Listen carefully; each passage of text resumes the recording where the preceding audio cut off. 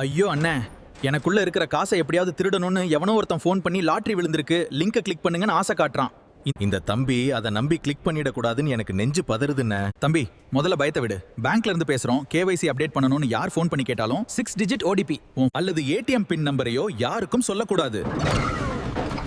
பேங்க்காரங்க எப்பவுமே போன்ல ஓடிபி கேட்க மாட்டாங்க. ஆனா அண்ணே, வாட்ஸ்அப்ல உங்களுக்கு 25,000 ரூபாய் போனஸ் வந்திருக்கு, இந்த லிங்கை கிளிக் பண்ணி கிளைம் பண்ணுங்கன்னு மெசேஜ் அனுப்புறாங்களே, அது நிஜமா?